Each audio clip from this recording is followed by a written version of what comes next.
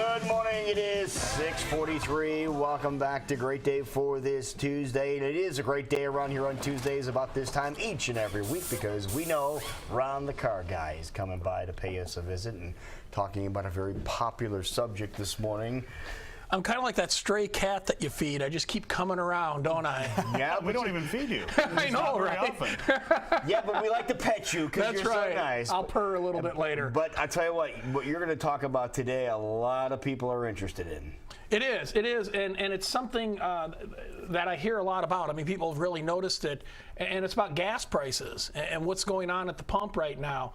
And currently, we're paying 89 cents a gallon less for gasoline than we were a year ago. Wow. And so the buzzword is, you know, why is it going down? How low is it going to go? Will it get below $2 a gallon?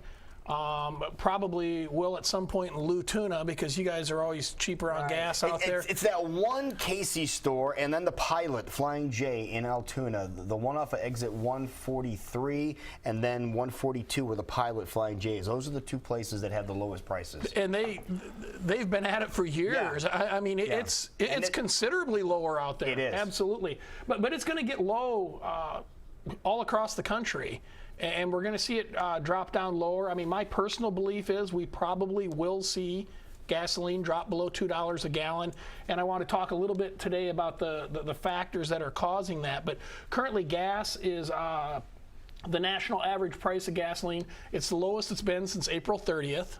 And of course, we're pulling out of the summer driving season, so that's going to have an effect. But we're going to see it drop a little bit over the next couple of weeks, but it's really going to pick up speed about the middle of September as far as declining prices go. And some of the factors that are causing it is. Gasoline typically will fall after the summer driving season gets over. It's supply and demand is what it boils down to. Because the demand decreases. Exactly. Okay. Everybody's back to school. The summer vacations and stuff are over. Last year, in a little bit of research here, last year gasoline dropped more than $1 a gallon between August and Christmas of last year. And I remember that because I remember all of a sudden, gasoline just really started to plummet, and the mobile service work that we do for AAA, we get a fuel subsidy if gasoline is over a certain dollar amount. Oh. And when that started to plummet, all of a sudden the fuel subsidy started to go away too because it was below X amount of dollars. Right. So we did see that. And a typical decline in the autumn season is between 35 and 65 cents a gallon, and we haven't seen that part yet. So that's to come. Interesting.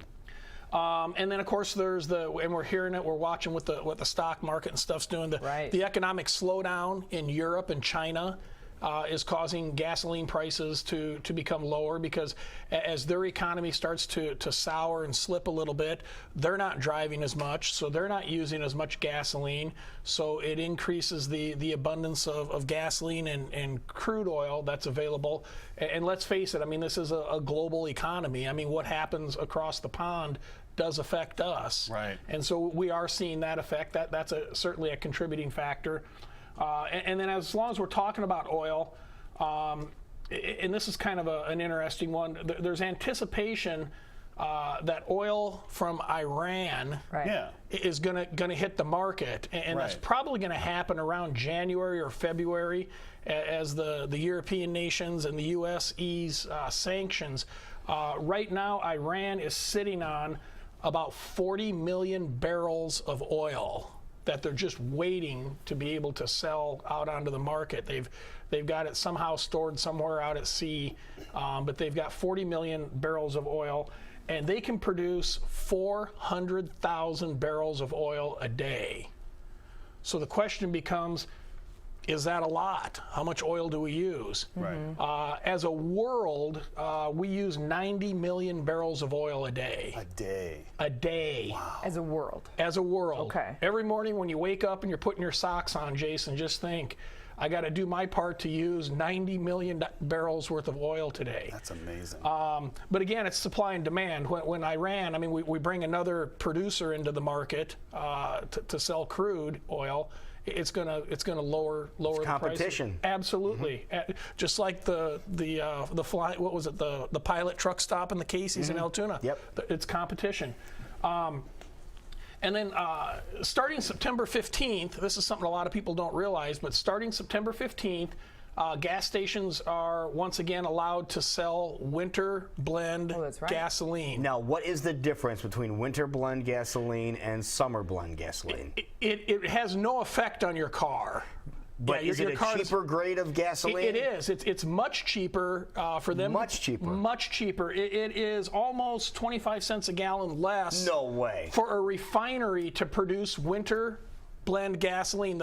The summer blend, and it all has to do. It's an EPA regulation. They require a different blend of gasoline to be sold in the summertime, and it produces less ozone that sticks around on the ground level. So that's really the difference between winter blend and summer blend. Is that because there's so much more traffic in the summertime, or? We would have to ask a meteorologist. What is it, because there's more traffic, or is there something going on in the atmosphere that traps the ground level ozone? I don't know the answer to that. Good question. That's my weather why. You can.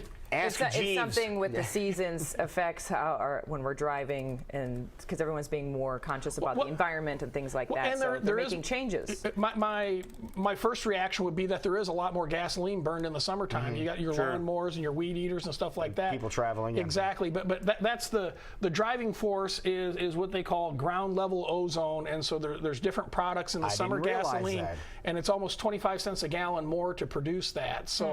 So September 15th, they'll be able to start selling the winter blend gasoline, and you can bet the farm that they're going to start selling winter blend. They're just going to quit making the summer blend because it costs less.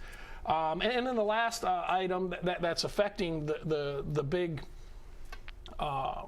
price decrease that we're going to see is in the fall, is when the U.S. refineries that make the gasoline, they usually undergo maintenance, and they'll shut down a refinery, or they'll shut down part of a refinery. And of course, when they do that, we're back to the supply and demand, where the refineries shut down, and so then they're producing less gasoline. And typically, that would cause the price of gasoline to rise. However, with all these other factors coming into play, it's actually expected that the decrease in demand is going to offset the decrease in supply. So that's not going to have an effect that would normally bump the price up a little bit. It should stay pretty stable then, exactly. Whatever it is. Basically, that's removed from the equation. So all this other stuff is going to drive it down. So we're going to see. Apparently, it has to do with the heat in the summer and the gas boiling off. They have to mix it differently, because if it's not mixed properly, you'll get a lot of it that'll just boil off. Like evaporate? Yeah. Okay. So they put a stabilizer or something in there. Yeah, they mix it. Interesting. Yeah, Look at that. What other television station could research a question like that and have the answer in the midst of conversation? Exactly. During the same show, during the same conversation. Absolutely. But the last part is, even though the prediction is that we're going to see gas below $2, enjoy it while it lasts. Because it's not going to last forever. Well, Congress is talking about raising the federal gas tax. Of course they are.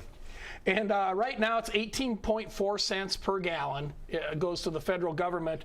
But what's interesting is that amount has been there since 1993. They have not increased the federal gas tax since 1993. Poisonous to do it. Exactly. And they're saying that they're going to need to increase that to keep up with the infrastructure, the crumbling bridges, and all the other kind of they did locally here with our states. Exactly. I mean, we got to, we don't need to buy the gas if all the bridges fall down. So that's true. It's a catch-22. It is. Yes, I'm not going anywhere. Bridge is out. Bridge out. There you go. All right, folks. There you have it. The reasons why gas might be under $2 a gallon here real soon. Now, if you have any other questions, auto-related, well, you just get a hold of Ron the Car Guy. Correct, Ronald? Absolutely. You can get a hold of us. The number's up there on the screen, or you can go to westsideautopros.com or askronthecarguy.com. I answer all questions. And I also want to invite everybody to come out tomorrow night to Zubru. It's Final one. Last one of the season. Standing Hampton's going to be there. It's going to be a great time. Final countdown. And a beautiful night. Oh, perfect. It'll be jam-packed. There we go. So Ron the Car Guy will be there with gifts, too, bearing gifts as he always does. Frankincense and mirth. Oh, How about that's that? good.